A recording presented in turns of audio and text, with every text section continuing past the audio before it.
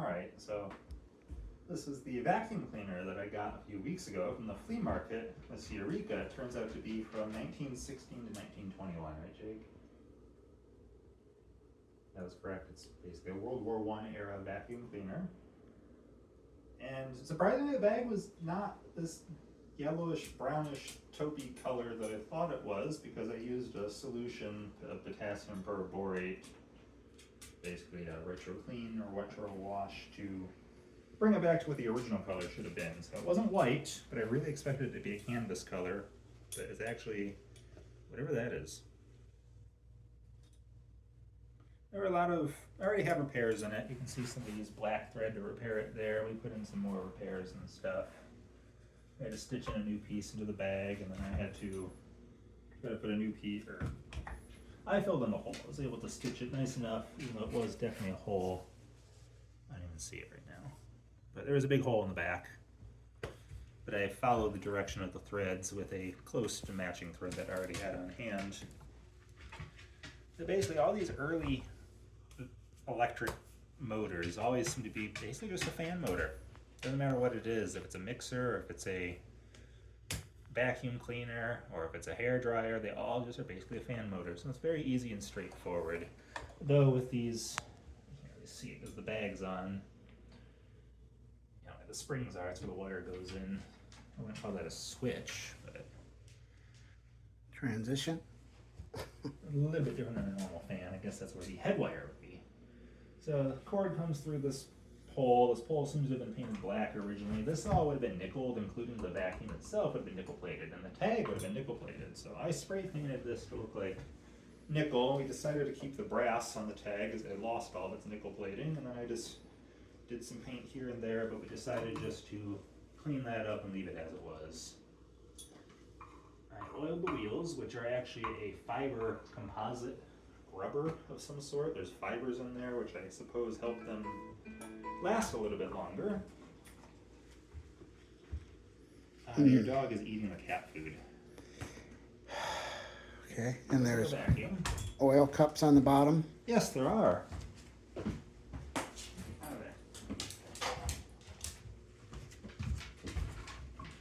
He thought he would get away with it because we're doing a video. He thought wrong. So you have to put oil in here and in here, so you have to take those out to oil this thing. And it has a wick in there. The wick should basically be replaced at this point. Now, I don't know what this is, some sort of a vent. I would say that's just a vent. Here's your brushes. I had a hard time getting the one brush out, but we wanted to clean this and stuff. So we did disassemble it slightly, but not fully. And this is like a Model 7. I don't remember. You did the research on that. So here we have this really cool Art Nouveau spring that holds the bag up. This clip, that clips into another clip, and this thing is really annoying to take off, but that's how you empty the bag. You have to take it off here, you have to take it off here, and then you shake out the bag. This, of course, just pops right off. So that all seemed to have been painted black originally, so I just went with that. Kept the original cords so far. It's not the most stable thing, this tripod design. We did have to put a new wheel on the back because somebody had been using it without a wheel and it ground right through the caster. But let's test it out. So I guess you put your foot here to pull back. There's a, let me show you because it's attached, there's a slide thing. And you hope it doesn't shock you to death.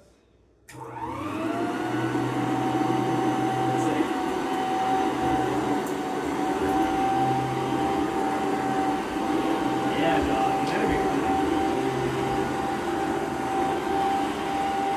And it just flutters like an incredible wiggly arm man. Not terribly loud. I don't hear it sucking up much either.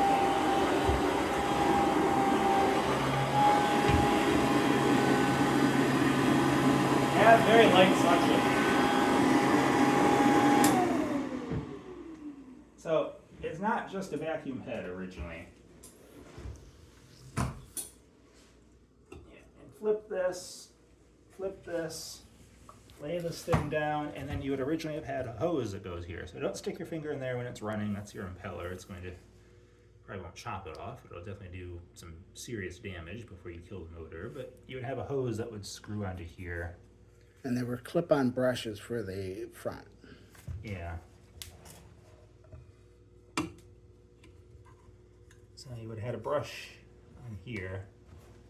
That helps you get it off the carpet. So Eureka's thing at this time was that they didn't like the beater bar, right, Jake? They couldn't use it because Hoover had the patent. Yeah, and they said that it would destroy your carpet. Which actually there may be some truth to that. A lot of those early deep pile carpets basically just felted in there, some of those designs, so they might not have been lying. But I believe this is a 7, if I'm not mistaken, because the wheels on the 8 and the 9 have been rearranged to be behind here on a bracket so that you get closer trim. And I think the Model 9 is the one that had the adjustable back wheel. So you get better edge suction. And this is for attaching your hose too, right? I think that's a clip to help hold the hose on, like for probably a leather strap or something. But our patent date on the bag doesn't mean anything. That's 1907. The newest patent on here is 1916, I think, 1914. I can't remember. But what I've seen, they use this bag on a couple models. Yeah, they're going to be using that probably since 1907. I mean, with that graphic or whatever. Yeah, of course we had to put a new plug on it. The original one was heavily deteriorated and very gross. I still haven't fixed the stain on this wooden handle.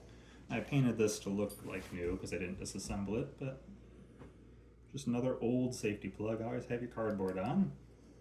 Keeps you from shocking yourself. Yeah, I see 1916 on here. So this would be a late World War I to early 1920s vacuum cleaner. I think that's just the neatest thing.